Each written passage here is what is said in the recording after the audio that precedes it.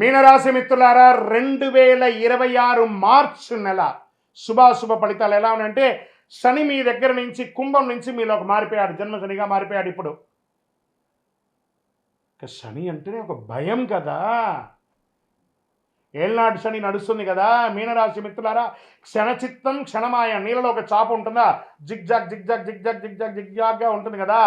మీకు ఇప్పుడు శని భగవానుడు మీ దగ్గరికి వచ్చేసాడు, గురుస్థానంలోకి వచ్చేసాడు శని భగవానుడు. కానీ గురు ఇంటలెక్చువల్ నాలెడ్జ్ ఉన్నవాడు కదా, ఆ శనిని కూడా ఎలా హ్యాండిల్ చేయాలనే ఒక జ్ఞానం ఉన్న వాళ్ళు ఎవరైనా ఉన్నారంటే అది మీనరాశి మిత్రులే.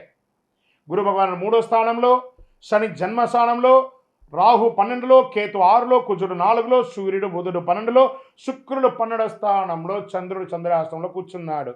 ఇది సాధారణ నెల కాదు. శని మిమ్మల్ని పరీక్షిస్తాడు, కానీ గురువు దారి చూపిస్తాడు. చాలదా? ఈ నెల మీరు తీసుకునే నిర్ణయం మీ జీవితాన్ని మార్చేస్తుంది. మీనరాశి మిత్రులారా, ఉగాది నెల మీకు ఎలా ఉండబోతుందంటే ప్రభుత్వ ఉద్యోగం తీసుకుంటాం. జన్మరాశిలో ఒత్తిడి పెరుగుతుంది. నోటి దగ్గర వచ్చి కూర్చుంటాడు, కాళ్ళలో కూర్చుంటాడు, నెత్తి మీద కూర్చుంటాడు.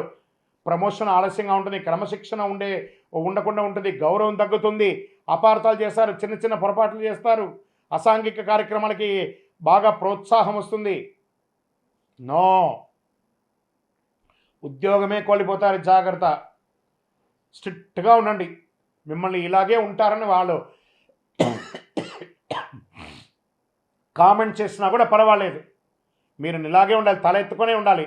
Wear the mind is without fear, there the head is held high అని రవీంద్రనాథ్ ఠాగూర్ ఎలా చెప్పారో అలా ఉండండి మీనరాశి మిత్రులారా. మీరందరూ కూడాను ప్రైవేట్ రంగం వారికి ఉగాది తర్వాత చాలా బాగుంటుంది. విదేశీయ ప్రాజెక్ట్స్ వచ్చే అవకాశాలు ఉన్నాయి. ఉద్యోగం పోగొట్టుకున్న ఉద్యోగస్తులు కూడా మంచి పిలిచి వచ్చే అవకాశాలు ఉన్నాయి. సేమ్ కంపెనీ రావచ్చు, లేదా కొత్త కంపెనీ రావచ్చు. జీతం ఎక్కువ తక్కువ ఉన్నా కూడా జాయిన్ అయిపోండి, ఉద్యోగం లేకుండా మాత్రం ఉండకండి. ఎందుకంటే ఆ ఐడల్ మైండ్ డెవిల్స్ వర్క్షాప్ అంటారు చూసారా, ఐడల్గా ఉండేసరికి ఏమేమో ఆలోచనలు, ఏవేవో తప్పుడు నిర్ణయాలు అన్నీ వస్తాయి. కాబట్టి పని చేయండి, చాలా పేషెన్స్ ఉండాలి, బాగా పేషెన్స్ ఉండాలి. భావోద్వేగమైనటువంటి నిర్ణయాలు అసలు తీసుకోకండి.